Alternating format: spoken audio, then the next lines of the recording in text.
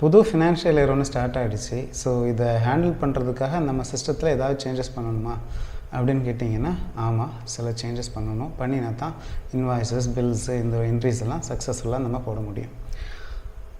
So என்ன changes பண்ணணும் அப்படின்னு கேட்டிங்கன்னா, ஹை லெவலில் 2 சேஞ்சஸ் பண்ணணும். ஒன்று வந்துக்கிட்டு ஒரு ஃபினான்ஷியல் இயர் புதுசாக க்ரியேட் பண்ணிக்கணும். அதுக்கப்புறமா அந்த ஃபினான்ஷியல் இயரை ஆக்டிவாக செட் பண்ணிக்கணும். ஸோ இந்த சேஞ்சஸ் எல்லாம் பண்ணுறதுக்கு முன்னாடி உங்களுடைய பாஸ்ட் இயரோடைய டிரான்சாக்ஷன்ஸ் எல்லாத்தையும் உள்ளே என்டர் பண்ணிவிடுங்க. பண்ணிட்டதுக்கு அப்புறமா இந்த சேஞ்சஸ் பண்ணிங்கன்னா நல்லாயிருக்கும். சரியா?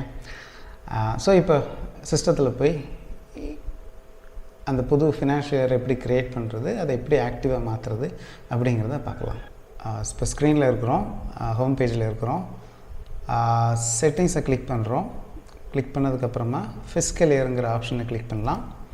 பண்ணிங்கன்னா ஒரு ஃபிஸ்கல் இயர் காட்டுது. இதுதான் நம்மளுடைய 2025-26 இயர் இப்போ காட்டுது. இப்போ நம்ம 26-27க்கு ஒரு இயர் க்ரியேட் பண்ண போகிறோம். So all we have to do is நியூங்கிற பட்டனை ப்ரெஸ் பண்ணுங்கள். அதுவே மோஸ்ட் ஆஃப் த வேல்யூஸ் வரும். சேஞ்ச் ஏதாவது பண்ணணுன்னா பண்ணிக்கலாம், இல்லைன்னா ஜஸ்ட் கிளிக் ஓகே கொடுத்தா போதும். ஸோ க்ரியேட் பண்ணியாச்சு. க்ரியேட் பண்ணதுக்கப்புறமா இப்போது பாஸ்ட் டேட்டாஸ் எல்லாம் போட்டதுக்கப்புறமா set as active fiscal year இந்த பட்டனை கிளிக் பண்ணிக்கோங்க. அப்போது இந்த இயர் வந்துட்டு ஆக்டிவாக மாறிடும். இதில் ஏதாவது டவுட் இருந்ததுன்னா கால் பண்ணுங்கள். தேங்க்யூ.